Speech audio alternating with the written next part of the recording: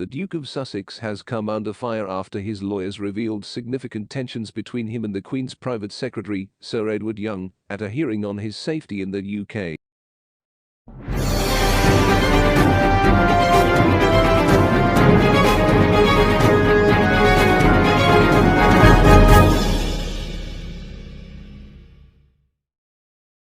Shahid Fatima, a lawyer representing Harry, told the High Court in London that it was inappropriate for Young or any other member of the royal household to be involved in decisions about the Duke's security status in the UK. She said Harry received assurances that the government's decision on his safety would be independent. Ms. Fatima added, there was significant tension between Harry and Sir Edward Young, to which the Judge Swift, replied, "That's quite a bold presentation." But Australian royal writer Daniela Elsa questioned why Harry is waging a war when it doesn't seem to have a direct impact on his everyday life. Writing for the Herald, he said, "Now the possibilities are endless for an enterprising herald who aims to make it into the 21st century. Harry just won't do it, and maybe he can't." Issuing a two-word warning, she said, "Move on." But the biggest question in all of this is, why?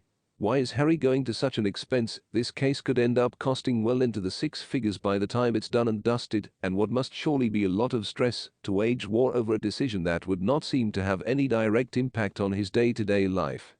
She added, the Duke of Sussex lost publicly funded protection when he stepped down as king, and his battle with the government erupted when he was told he could not privately pay armed police officers for the same level of protection as everyone else in the family.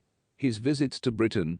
Prince Harry's tensions with the Queen's close advisor were also described as irrelevant to his change of status during a hearing focused on the Duke of Sussex's safety in the UK. Sir James E.D. representing the Home Office during a hearing at the Royal Courts of Justice on July 7, said in written arguments that any tension between Prince Harry and royal officials was irrelevant to his change of status.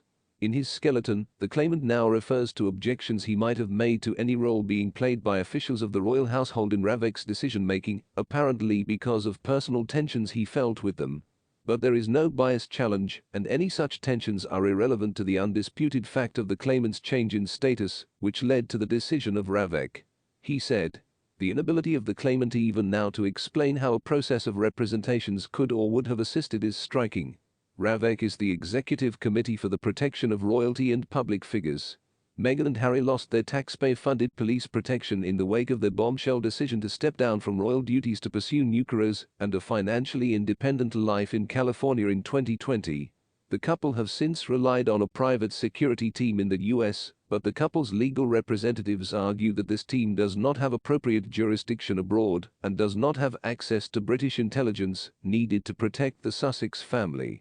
Harry has argued that without the Metropolitan Police, due to their access to British intelligence, he cannot ensure the protection of Meghan and their two children, Archie Harrison and Lilibet Diana.